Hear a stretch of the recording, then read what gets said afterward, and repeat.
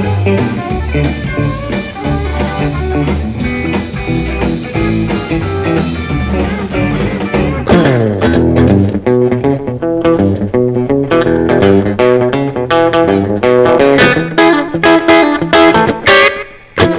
guys, let's talk about how to get good tone when you're playing live. Everyone's got a different opinion about what good tone is, but let's just say we're going to talk about how to get you to a place where you really love what you're playing and you're feeling free in your solo. A lot of people feel good at home and then they get with the band and they're playing live and they're like, man, it just was so hard it just sounded like shit. It sounded bad, you know? I'm going to give you some tips that will help you with that, okay? The first thing that I can really think of is that you need to make your amp louder than you realize. And what I mean by that is not for the purpose of being loud, but you want to be able to sit right above the mix.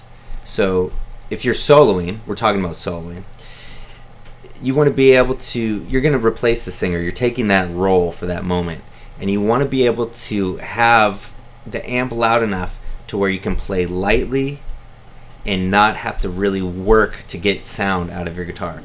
Look, rhythm is the most important thing in music, and your solo is going to be much more successful if you are focusing on the rhythm, especially with locking in with the drummer. But if you're feeling like you have to play super hard to get the sound, or maybe you don't even notice it, but you're playing super hard, your tone is going to come out very plinky, and you're not going to feel at ease and free with your solo. So, you know, that sustain that you're looking for, that's going to come from sitting slightly above the mix so you can play light. You're already probably going to be a little nervous unless you've been playing a lot, which I recommend. Just play as much as you can. If you're going to be kind of nervous already, so you're probably going to want to overplay unconsciously. If the amp is loud enough, and I'm not talking about crazy loud, I'm talking about sitting above the mix to where you can just relax into it. Focus on the drummer. This is not really about tone. This is just a tip for making a good guitar solo. Every time I focus on playing with the drummer, and even if it's a simple idea to develop, every time I focus on the groove and the rhythm of the solo, I end up having a successful solo. Even if at the end of the solo I'm just like playing crazy stuff, you know, as fast as I can. A shredding solo, a badass shredding solo, if it's not locked in with the drums, it's going to sound dumb. It's going to sound worse than if you just played something simple that felt good, okay? For roots music, anything blues-based, I have not really been satisfied with anything other than a tube amp. Tube amp. The exception would be the stuff from Quilter that's coming out, and maybe some of the Music Mans that Leo Fender was a part of. I think it was in the late 60s, early 70s. Leo Fender had another amp company. They're not tubes, but they sound great.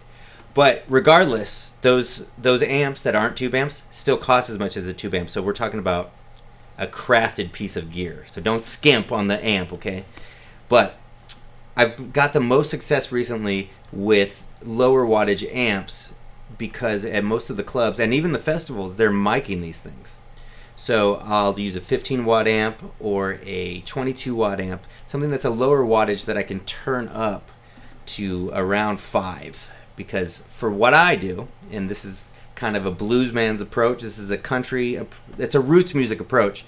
You want it to be at that place where if you play light, it sounds clean, and if you play hard, it kind of overdrives a little bit. Very dynamic approach. Dynamics, remember that? Most people don't nowadays that are playing music, but you want it to be dynamic.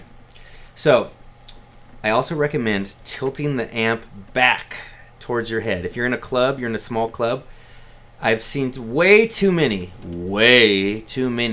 great guitar players struggling because they can't hear themselves. Meanwhile, the calves, the back of their legs, are being completely murdered by their amp, and the audience is being completely murdered too, because a good amp is like a laser beam, and if you don't tilt it backwards, a lot of times it's just going directly in the ears of the audience, you know, because you're on stage and your amp is here, it's hitting people right in the ears. Meanwhile, you can't hear it, it's just killing your calves and your ankles.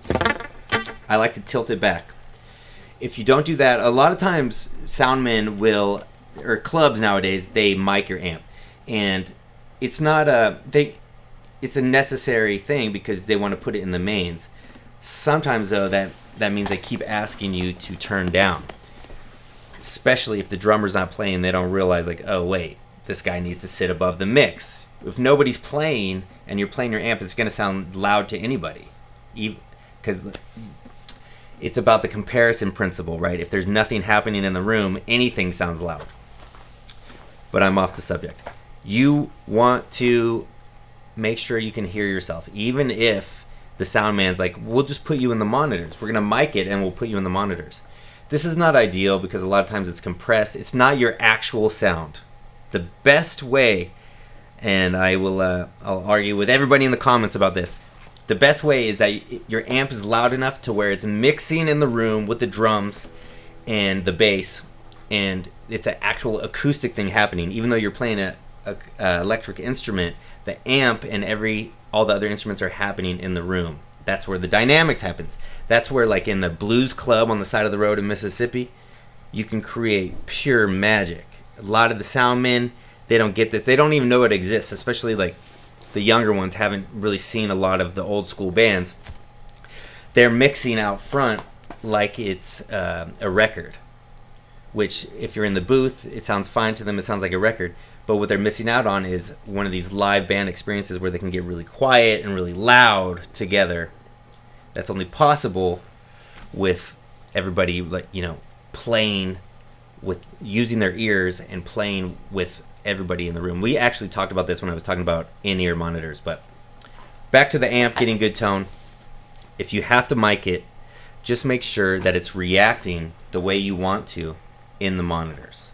So you might have to turn it down. You might have to even bring a smaller amp so that you can turn it up louder, and it's not blasting out the sound man, so that in the monitor it sounds good. It's kind of a give and take, and you got to test it a little bit. You got to get the amp and you got to play with the band so that you know that at stage volume this is going to give you the tone you want. If you can't turn it up to where the amp really sounds good, then you're going to be miserable because it's not going to have the breakup or the warmth that you want. A lot of people, a long time ago, I had a twin reverb, which is a great amp, but that amp is loud enough to make a drummer, hate you. A twin reverb is so loud, like it's possible that at 5, everyone's ears bleeding with a twin reverb. So if you're not on an outdoor stage, you're probably not going to like your tone. I mean, I even met some guy at the Grand Ole Opry, and he was like some famous up and coming guy, and he comes off stage, he's like, that was awful, that was so bad. I'm like, what happened? He's like, they have a twin reverb out there and I couldn't turn it past 1, and so all I heard was plink plink plink. Smaller amp, turn it up. So this next tip, it's not even so much about playing live, this is just about having a good tone in general.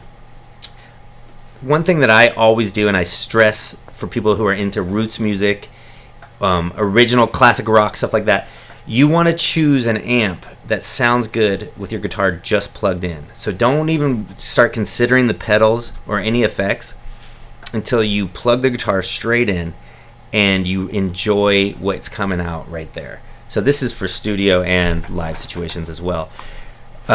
After you really dig what's happening, you can start adding pedals and changing the tone a little bit. This is one of the reasons why, playing an authentic blues guitar solo is one of the hardest things a guitar player can do, because there's really no delay or overdrive. I mean, depending on who it is, not that much overdrive to really cover you. And that's when I'm going back to this, like, you want to be able to play light, so when you play hard, it kind of jumps out and you can lock in with the drummer. It's the same thing when you're choosing the amp. You want to go in direct and just make sure you enjoy what's happening. Then add the effects after that. That's going to be your best strategy. A lot of people, are getting into these effect pedals where they do everything, or it's like a little computer system that has like lots of different effects and you can program it and stuff. Or they have an amp that has all these different settings. I'm not going to say that's wrong. If that's working for you, go for it. But it's highly, highly unlikely that any piece of gear is going to be good at doing more than one thing. Let me say that a different way. Find a piece of gear, find an amp that just has one really, really good sound. Simple thing, and then add on to that. If you're getting something and you want it to just do everything for you, it might do a lot of those things well, but it's not going to do any of those things great. If it has all these different sounds and different effects, they might all sound pretty good, but none of them are going to be great. So what I'm suggesting to everyone who is in this swimming pool with me trying to figure it out, get an amp that sounds great, or get a pedal that does one thing, and go from there.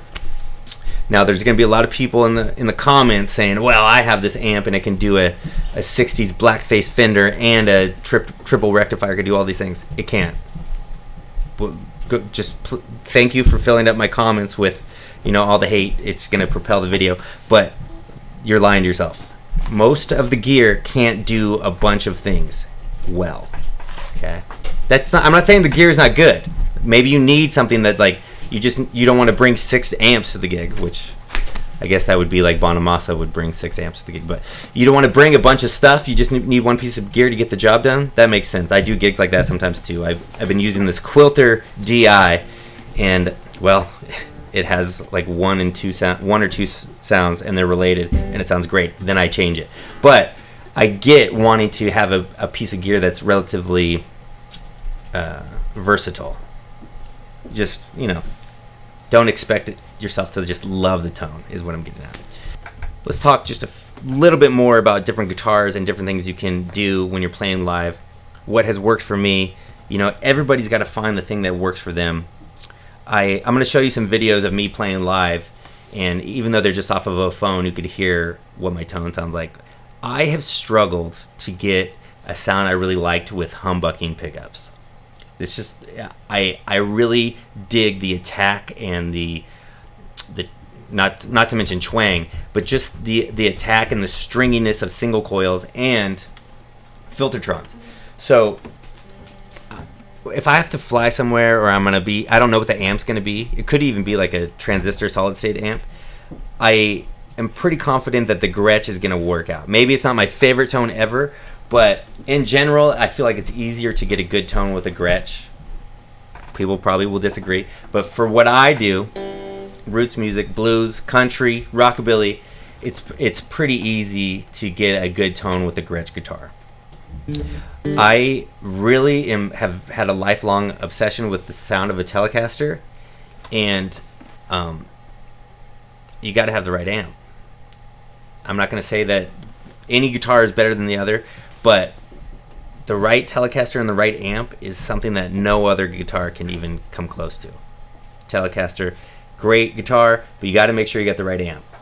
If you're playing low volumes with a twin reverb and a Telecaster, you're probably not going to be too happy with that. But a Princeton, that's, I think a Princeton is 15 watts, and a Telecaster at a low volume, it's going to be a thing of glory. One of the best sounds you can have. Strats are cool. I really hate it when the sound man puts a SM57 in front of my Strat. I know I'm getting really into the weeds here, but there's something about the SM57. I don't know. I'm not an audio guy, but when I hear my own guitar coming back through the mains or on a video, and they put a SM57 in front of my amp, and a Strat, it's just something about it just makes me want to stick my head in the sand.